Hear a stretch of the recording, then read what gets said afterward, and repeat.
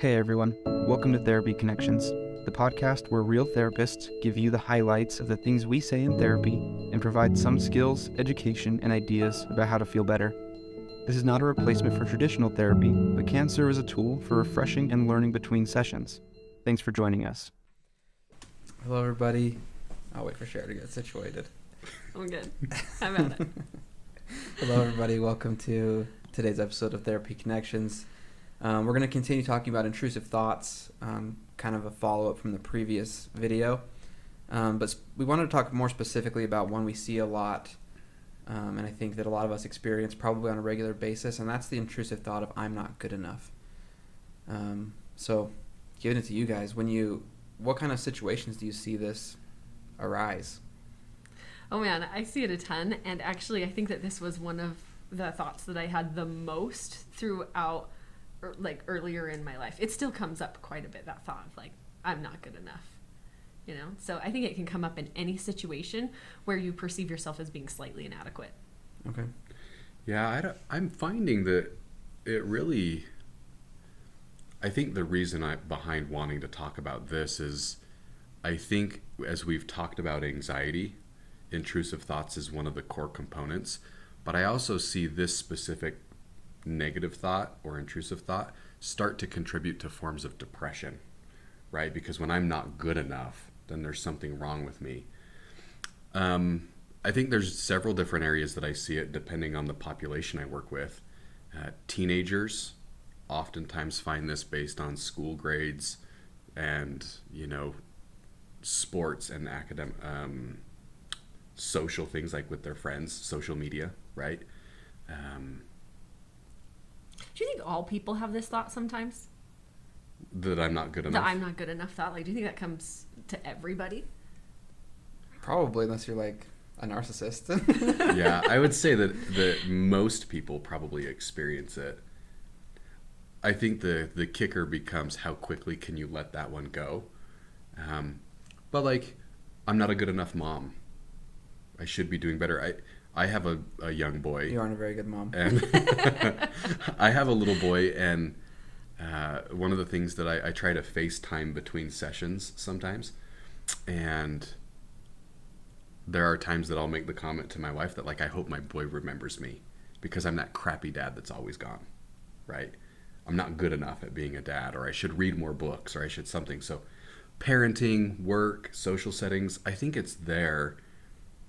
And that's why I think I wanted to talk about it a little bit, because I think this one generalizes to most people. Sure.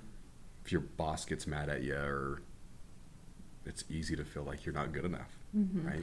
I actually think that this is an interesting one, because this is what we call in cognitive behavioral therapy as a core belief. This is one of those thoughts that really comes back to something that we believe we are deep inside. And it's almost like if somebody were to challenge that thought for you, you wouldn't even be able to see a way out of it, right? Instead, it's just something that you believe is really, really true about you. And the first time that I ever spoke out loud that this was a core belief of mine, I remember somebody trying to challenge it, and I was like, no, you can't challenge. This is just true. You can't challenge that thought. There's no arguing this. There's no way to argue it. And over the course of therapy, I really learned some more about how to challenge that thought, and the fact that it wasn't true, and that everybody pretty much has that thought come up at some point. But I think it's an interesting one, and it's interesting that we can buy so much into believing something like that about ourselves, when really, I'm sure there are situations where I'm not performing well enough or something according to whatever the standard is, but as a globalized belief, it doesn't really make sense. I'm just straight up not good enough, not anywhere, not ever. Yeah, I think we get really biased towards that, from a very young age, right? We're failing at something as a kid, and or having some kind of criticism given to us in elementary school from a parent or a teacher, and it kind of starts there, and then we're always looking for something to reinforce it.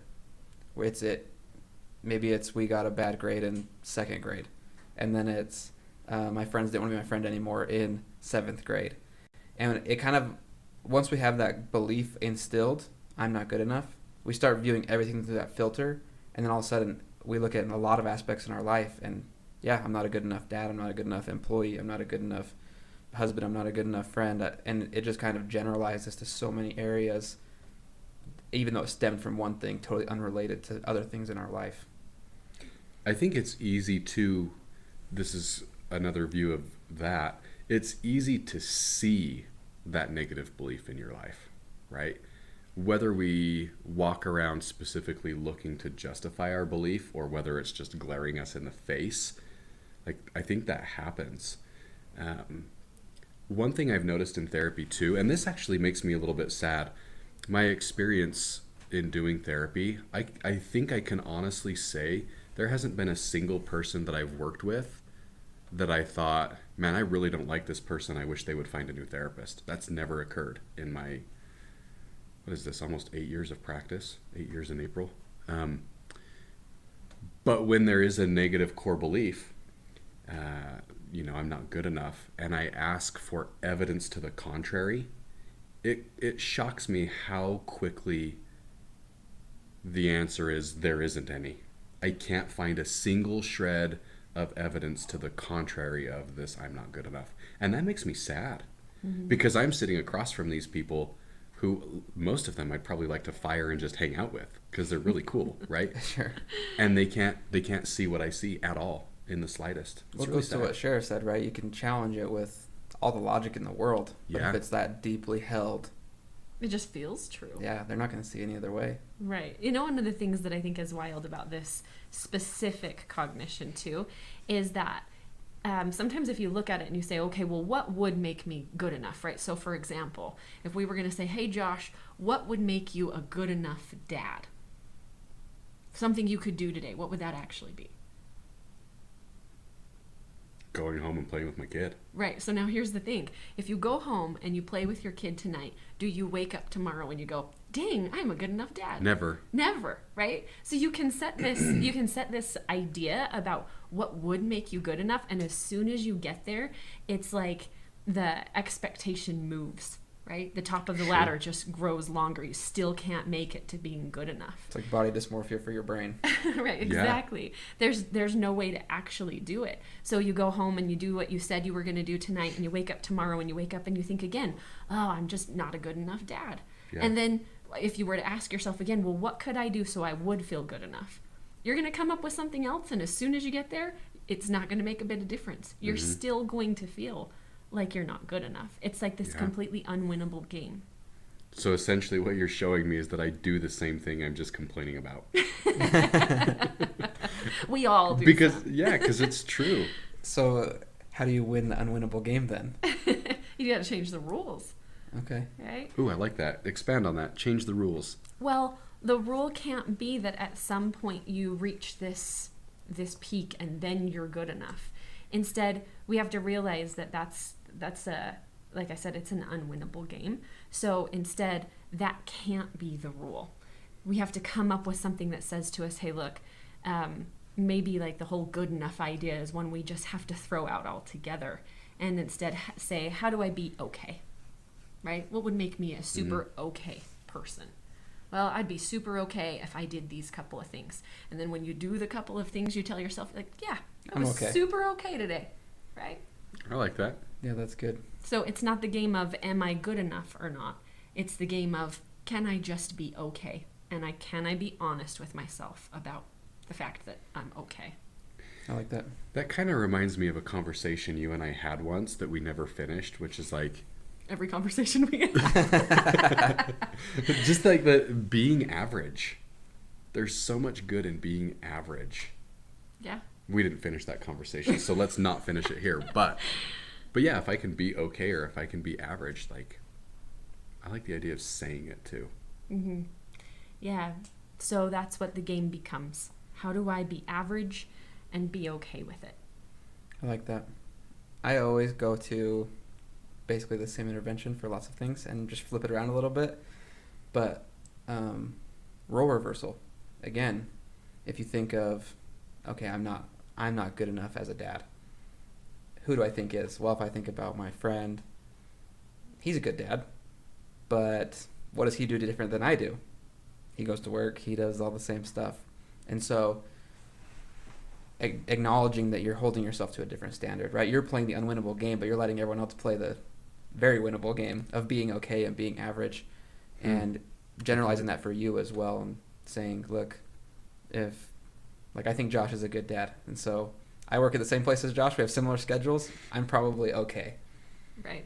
And I like that you said that, because it is, you're letting everybody else play a game that's winnable, and then you've just set up the game for yourself in a way that's not. Right? And then you compare. And then you compare and say, well, why am I not winning? Well, because you're playing an unwinnable game. So instead, stepping back and saying, hey, look, I get to play by the same rules as everybody else. I like that. I do too. I've not thought about the idea of changing the rules of the game. I'm going to start using that. That's really good. That's why we have Shara. She's so smart. She is, isn't she? She's a genius. Oh, gosh. I tell all my, when I was first starting and building my caseload, I got a lot of people that wanted Shara, but she was full, so they got to me. So I always tell them I'm like the great value Shara. The great value. Yeah. Because they're just getting like the whatever Shara tells me funneled through, probably worse. That's how it was when we first started the practice, and there was only 2 of us. Because they were still calling for Shara. Well, I hope that some of this was helpful. I'd encourage you to be introspective, look at ways you're being unfair to yourself and you're setting yourself up in the unwinnable game to lose and to always feel like you're not doing good enough. Start changing their rules. Learn to be okay with being okay. Recognize that you're holding other people to maybe a high or a different standard, a more achievable standard than you're holding yourself. So thanks for joining us in this video, and we'll see you on the next one. Thanks. See you next week. Thanks. See ya. Hey, Jaden here. Thanks for joining us today. We hope you found something useful in today's episode. If you did, and you want to keep up on the content we're going to be making, please subscribe, follow, or leave us a positive review. It helps us a lot. Again, thank you for being here, and we'll see you next time.